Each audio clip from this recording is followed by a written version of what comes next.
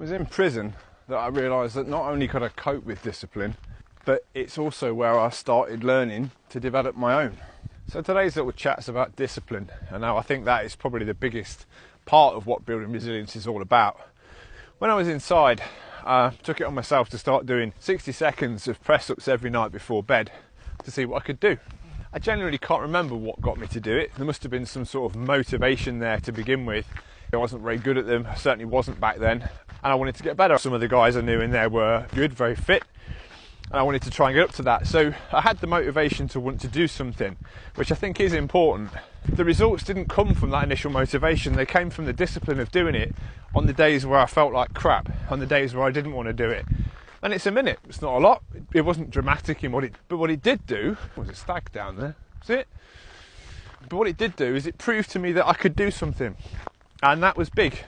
In a world that's as chaotic as something like the prison environment, you either go down two routes. You either find a way to be disciplined and stick with something, or you go down the other route, which was all chaos. And I think choosing something that I could control every day, that was mine to own, grounded me a little bit. It gave me a sense of achievement, not so much from the physicality of it, but the fact that I chose to do something, whether I felt good or bad, and I got it done anyway. And you don't need some life-changing event or to be in a place like prison to do this. You can apply it everywhere. And I think it is a massive part of everybody's success, business, sport, even just down to sort of general health and fitness. And I think it's something that you can decide to do. And as such, discipline is one of the 4 pillars that we have built the Project Resilience program on. And it's a massive part. So a lot of people I work with kind of cite their lack of motivation as the problem, and I don't think it is. Motivation is what will get you started, but realising that it's the discipline to yourself to keep doing it when life gets busy is the difference between you succeeding and failing. And it's why part of what we do is to hopefully help people understand that and give them the tools to try it.